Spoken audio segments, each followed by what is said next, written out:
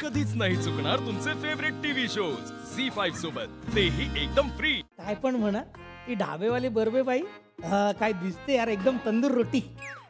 हे काय परवा ट्राय केलता मी तिच्यावर. ट्राय केलं त्या ढाब्यावरती तिच्या बरोबर गल्ल्यावर तिचा नवरा पण बसतो. हा त्या तंदूर रोटीच्या भट्टीमध्ये तुम्हाला घालेल आणि फ्राय करेल. आणि नाही केलं ना तर माझं नाव बदला. एकदा बदललं की लग्नानंतर तुझं नाव, तर परत कुठं बदलायचं? तेव्हा फक्त नाव बदललं, नशीब नाही बदललं. मला जर माहिती असतं ना माझा नवरा फ्रॉड आणि चोर आहे म्हणून, अजिबात लग्न केलं नसतं तुमच्याशी. काय म्हणजे मी काय एकटा चोर आहे का? हा, तू नाही चोर? मी कसली चोरी केली? मग लग्नाआधी मला नाही का चोरून चोरून भेटायला यायचीस? हा? हो, मला वाटायचं मी चोरून चोरून भेटायला यायचे आणि तुम्ही भिंत चढून मला चोरून चोरून भेटायला यायचात गच्चीवर. नंतर कळलं की तुम्ही केबल चोरायला येत होतात, मला भेटायला नाही. असं नको बोल ग. तेच केबल विकून विकून तुला व्हॅलेंटाईनचं पहिलं गिफ्ट नव्हतं दिलं का मी? परफ्यूम इश्के हकीक. मला तेव्हा माहिती असतं ना ते परफ्यूम कोणाच्या तरी चोरीच्या पैशातनं आणलंय, तर त्या इश्के हकीक पेक्षा विश्के हकीक पिऊन मरण पत्करलं असतं मी. हे बघ, तेव्हा मी सुशिक्षित बेरोजगार होतो म्हणून करायचो असं छोट्या मोठ्या ढापाढाप्या. सुशिक्षित बेरोजगार म्हणताना लाज कशी नाही वाटत तुम्हाला? हा, काय बोलतंय तुमचं तुम्हाला तरी कळतंय का? पण तुला काय प्रॉब्लेम आहे तेच मला कळत नाही. नवरा रिकामा बसला घरात तरी प्रॉब्लेम, नवरा उद्योगी असला तरी प्रॉब्लेम. मला नवरा रिकामा बसण्याचा आणि उद्योगाचा प्रॉब्लेम नाहीये, नवऱ्याच्या रिकाम्या उद्योगांचा प्रॉब्लेम आहे. कब घरी बसावा ना, मी करते ना नोकरी. बघ, बायकोच्या जीवावर जगणं इतका नालायक नाहीये मी. मग सुखानं तरी जगू द्या बायकोला. त्याच्यासाठी मी काय करू सांग? उलथा जाऊन कुठेतरी. कंटाळा आला या संसाराचा. कंटाळा तर मला आलाय, मला तर वैताग आलाय, वैताग. शपथ, चांगलं त्या ऐश्वर्याचं स्थळ आलं होतं, तिच्याबरोबर लग्न केलं असतं, पण नाही. कोण ऐश्वर्या? ती लोकांच्या घरासमोरची पायपुष्टी चोरून बाजारात विकायची ती? ती शोभून दिसली असती तुम्हाला. खरं तर तेच स्थळ करायला हवं होतं तिने. माझं आयुष्य कशाला नासवलं? तुझं आयुष्य नासवलं आणि मी काय मंत्रिमंडळाचा अध्यक्ष झालोय का तुझ्याबरोबर लग्न करून? पण माझ्या आयुष्यात आली ना राष्ट्रपती राजवट. इतका निर्लज्ज माणूस आहे ना, ती कमरेला झाड उगवलं ना तर म्हणेल बसायला सावली झाली म्हणून. हे भारी आहे. हसू नका. भारी मला पडतं हे सगळं. आणि काय हो, इकडे या, इकडे या. खालच्या मजल्यावरच्या गायकवाड्यांच्या कुत्र्याचं काय केलं तुम्ही? ते काय विकलं. का? काय कामाचं होतं ते कुत्रं? साधं भुंकायचं नाही हो, त्याला झुरळ बघितलं की घाबरायचं, मांजर बघून शेपूट घालून पळायचं. असलं कुठलं कुत्रं ते? तुम्हाला काय करायचंय त्यांचं त्यांनी बघून घेतलं असतं. वा वा वा, त्यांचं त्यांनी बघितलं असतं. तुला माझी मेहनत नाही दिसत? कसली मेहनत? मग त्या कुत्र्याला पहिलं धरलं, मग स्प्रेनं अख्खं कलर केलं, मग शेपटीवर डिझाईन काढली, मग ते विकलं. एवढं करून त्या गायकवाडांना कळलंच ना? हेच तर मला कळत नाही, त्यांना कसं कळलं? अहो तुमच्या डोक्यात काय दगड भरलेत का? ते त्यांचंच कुत्रं होतं, त्यांना कसं नाही कळणार? ते पण आहेच म्हणा, सगळे थोडी माझ्यासारखे येडे असतात. तुला पहिल्यांदा मी विदाऊट मेकअप पाहिलं होतं ना, अजिबात ओळखलं नव्हतं. पण तुम्हाला मी चांगलंच ओळखलंय. काही करायची लायकी नाहीये तुमची. अहो माझ्या ओळखीनं तुम्हाला कामाला लावलं तर तिथेही घोळ घालून ठेवलात तुम्ही. वा वा वा वा, ओळखीनं कामाला लावलं तर मोठं काय कलेक्टरच केलं होतंस तुम्हाला. कलेक्टर व्हायला शिक्षण लागतं. तुम्हाला साधी बेरीज करायला लागली ना तर फेफरा येतात तुम्हाला. चांगलं माझ्या ओळखीने अँब्युलन्स ड्रायव्हरची नोकरी लावून दिली होती, तर तिकडे पण घोळ घातला. केली मी इमानदारीत नोकरी केली. रुग्णवाहिका असते ती हॉस्पिटलच्या इमर्जन्सीसाठी, त्याला लग्नात कोणी भाड्याला नाही देत. त्याला काय होतंय मग? लग्न सुद्धा एक इमर्जन्सीच असते. लग्नानंतर प्रत्येक माणूस सलाईनवरच असतो. लाज आणली माणसाने, लाज. त्या अँब्युलन्सच्या प्लसच्या चिन्हाचं स्वस्तिक केलं, त्याच्यावरचा इमर्जन्सी बल्ब काढून त्याला लाइटिंग लावलं. कसं दिसत होतं ते?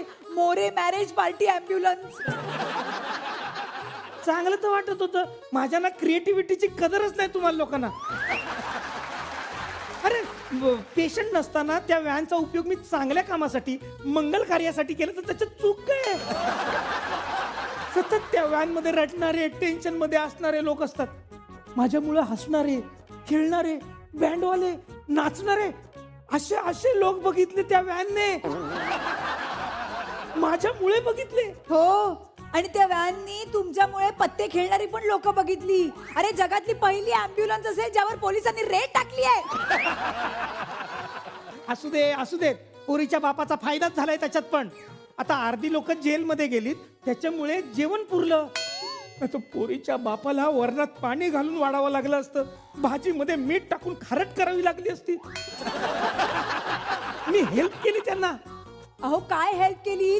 आता तो नवरदेव दर 2 महिन्यांनी कोर्टात तारखेला येतो. चांगलंय ना मग. त्या निमित्ताने सासरवाडीला नेहमी येणं होतं. माणसं जोडली गेली हे काय साधं काम आहे का? मला काहीच लाज वाटत नाही का हो. हा, सोसायटीचे बल्ब चोरता तुम्ही, घरासमोरची डस्टबिन चोरता लोकांच्या.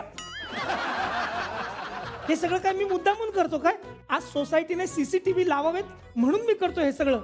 मी हे सगळं केलं म्हणून सोसायटी आता सीसीटीव्ही लावते. त्याचं कॉन्ट्रॅक्ट सुद्धा आपल्याच कंपनीला मिळतंय.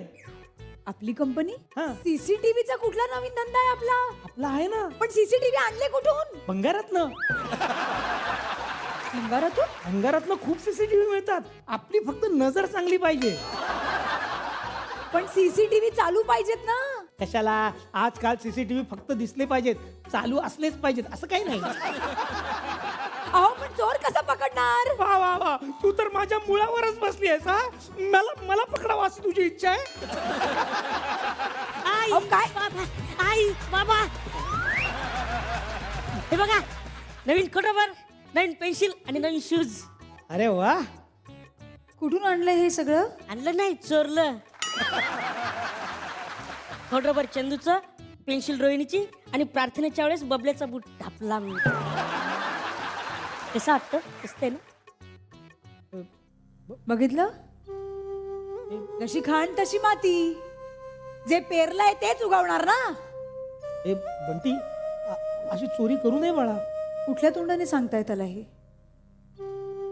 आणि तुम्ही काय केलं तो वेगळं आयुष्यात? प्रत्येक मुलासाठी आयुष्यात त्याचा पहिला हिरो त्याचा बाप असतो.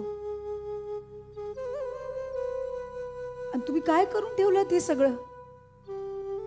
ह्या वेळेला ना बंटीला मी नाही शिक्षा देणार, पण तुम्हाला ही शिक्षा भोगावी लागणार.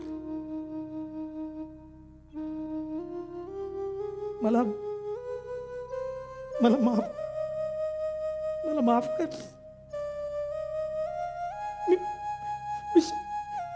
मी शपथ, मी हे सगळं सोडून टाकेत. मी नाही करणार हे सगळं. मला नाही करायचं. मी चांगलं काम करेन. मी मेहनत करेन. मी दुकान टाकेन. दिवसभर दुकानात बसेन. मी दुपारी जेवायला सुद्धा घरी येणार नाही. तू येशील ना माझ्यासाठी डबा घेऊन दुकानात? अहो असं काय करताय? येईन मी. बस तुम्ही इतकी मेहनत करणार म्हटल्यावर आम्ही सदैव तुमच्या पाठीशी उभे राहू. हो ना, मी आता दुकान टाकणार. बस. बाबा, पण दुकान कुठे टाकणार? चोर बाजारात. झी5 ॲप डाउनलोड करा आणि पहा सर्व एपिसोड्स एकदम फ्री.